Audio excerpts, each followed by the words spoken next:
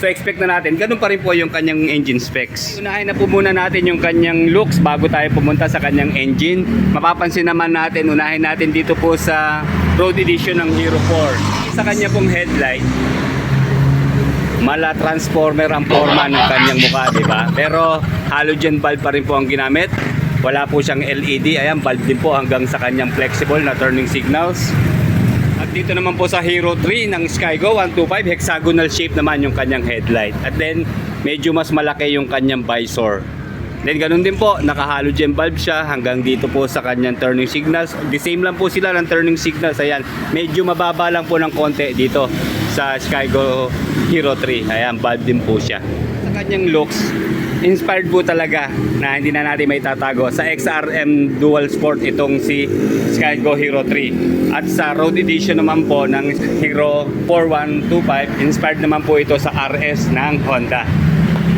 Kaya kung ang hanap nyong motor po ay service pang araw-araw, nagagamitin lang natin sa mga bayan-bayan natin yan, sa mga kalsada na espaltado, ayos na po at sakto na itong si road edition ng Hero 4. At kung ang lugar naman po natin ay puro rough road, maraming lubak at saka downhill uphill, tamang-tama naman po itong off-road edition ng Hero 3 Skygo.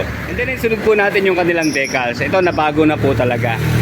Lalo na ho rito, kita nyo yung kanyang decals. Although medyo garble lang siya, no, dahil yung kulay niya, nagkahalo-halo na po yung red, black, and white. Kaya hindi masyadong mabasa yung kanyang decals na Hero. Then ang ganda po ng color combination na ginamit dito, black and white ang kinumbine. At saka red po dito sa ilang parts, lalo na dito sa kanyang front fender. Ito, flexible plastic po itong kanyang front fender at ang lambot. Hindi po ito basta-basta mababasag. And then dito po sa side profile niya, maliit lang yung kanyang brand na Skygo. Then displacement na 125. And then yung kanyang apong model name na Hero.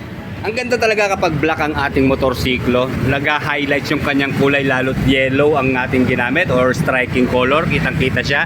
Okay, dito po sa side profile ng Hero 4 125. Nakalagay po yan, road edition. And then yung kanya pong model name na Hero na kulay white. At dito po sa likod, ayan, R125 na kulay yellow and then white na color combined sa decals. At then yung kanya pong brand name is Skygo.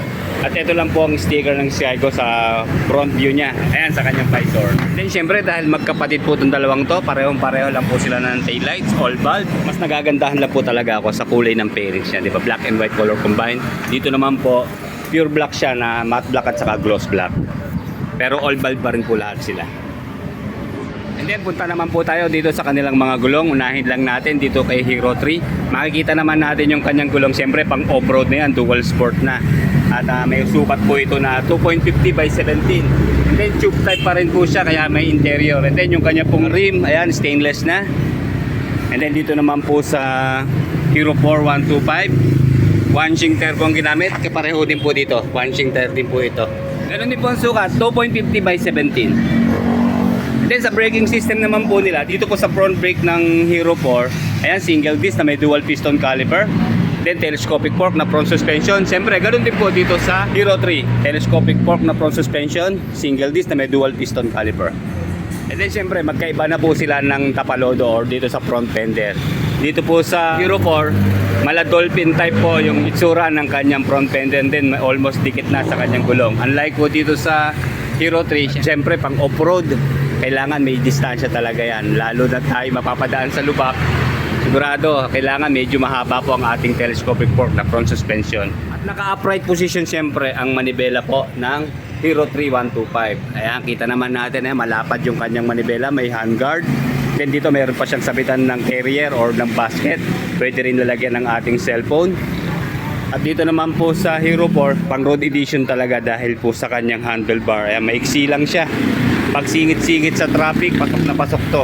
Yun lang expect na natin mga riders, medyo pasubsub po ang riding position natin dito dahil mababa nga po ang position ng kanyang manibela. Unlike nga po dito sa Hero 3, ayan, mataas siya mga riders. So, hindi sasakit ang ating likuran. Pero kung tayo bata-bata pa, bagay na bagay sa atin to at hindi masyadong sasakit ang ating likod. Pero sa ating may mga edad na, dito tayo sa mataas ang manibela. And then dito po sa rear tire, pareho lang din po sila ng size, 2.75 by 17. Naka-drum brake po sa kanyang rear brake. Pareho po yan. At ayan, naka-chain drive po ang kanyang drive type. So, semi-matic nga po pala ang transmission ng dalawang Hero na to. Bali rotary po ang kanyang gear shift pattern. Kaya sa mga riders natin na ayaw ng fully manual at ayaw rin sa automatic, dito tayo sa gitna, sa semi-automatic. Ayan, naka 4-speed nga po siya na rotary ang kanyang gear shift pattern.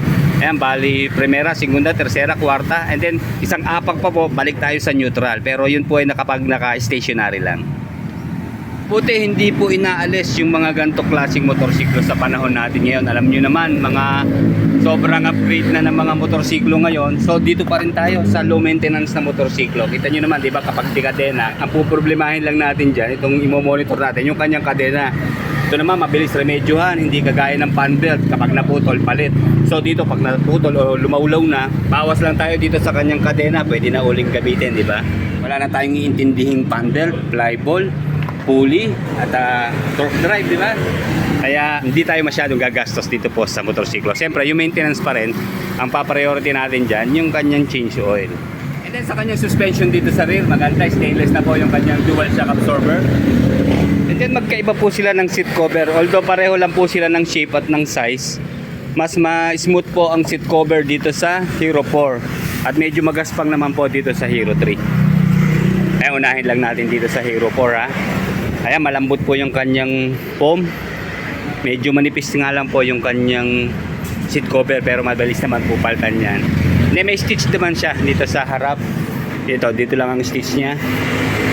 Ayan. Tapos yung shape niya, okay lang, hindi masyadong malalim. Ito, meron siyang nakatambok dito na foam, parang stopper ng ating puwitan.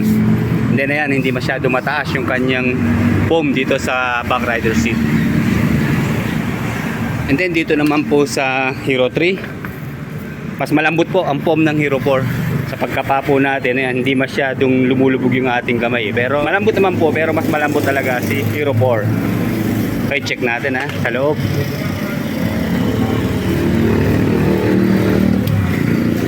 Ayan. Ganda naman dito, hindi tayo dudulas. Ayan, gaspang po ng kanyang seat cover. Then yung kanyang shape or yung tabas, mas malalim po ng konti dito sa Hero 3. Then check natin yung kanilang under seat storage. Siyempre the same lang po sila.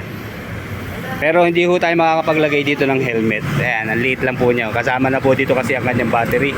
Kaya malaking pwesto po ang kinain ng battery. Siguro mga ilang gamit lang natin, basic tools, saka ilang documents, yan pwede dyan. And then ayan, maganda sa kanya, may cover pang extra. So ganun din po ang shape, ayan.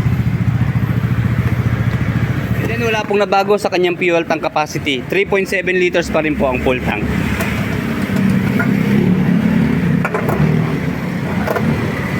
At sa fuel consumption, dahil carb type pa rin po to, matipid na rin po dahil 42 kilometers per 1 liter. And then sa top speed po nila, hindi naman po nagkakalayo dahil same engine lang po, same horsepower at torque. Nasa 95 kilometers per hour. Sa kanyang performance, meron po siyang maximum power na 8 horsepower at 7,500 RPM and maximum torque of 8.5 Nm at 5,000 RPM. And then syempre 4-stroke, single cylinder, 2-valve, single overhead cam, air-cooled sa kanilang cooling system, carburetor type sa fuel supply system, 125cc displacement, and then Euro 3 compliant po sa kanilang emission control. Sa kanila pong net weight, meron po itong timbang na 100 kilos. Pero syempre obviously, sa tingin ko po mas mabigat ng konti itong si Hero 3 dahil nga po pang XRM na ang kanyang forma. Wala lang po tayo nakuhang detalye na magkabukod na timbang nitong dalawa. Pero yun nga po, hindi ho lalayo sila sa 100 kilos sa kanilang net weight. And then sa ground clearance naman po, almost the same, nasa 150mm at nasa 770mm naman po sa kanilang seat height. And then pareho po silang 800ml lang ang kanilang engine oil capacity. At ang ganda nung kanyang kickstart, di ba, maiksi lang. At saka pure black siya. Ayan, mga glossy black pa. Kaya ang ganda niya tignan hanggang dito. Bumagi sa kanyang engine, glossy black din. Sige mga ka-riders, yun lamang po ang update dito sa Skygo sa Tagos Laguna. Like, comment, and subscribe sa ating channel. Garantisado, diri sa Skygo, ang motorsiklo kay sigurado. Garantisado, diri sa Skygo, natabay di nataangay, maglangay diri taangay, musakay siguradong makasabay. Skygo ang pilia, patok kini sa masa, di ta mabalaka kay kompleto ni sa pyesa. Affordable kaayo ang gaabag sa negosyo, di di ta maperwisyo, Skygo sulit kaayo. Tipid sa gasolina, di makabuslot sa bulsa. Di pirmi pahina, Skygo na sulayan na. Diri si Skygo, ang motorsiklo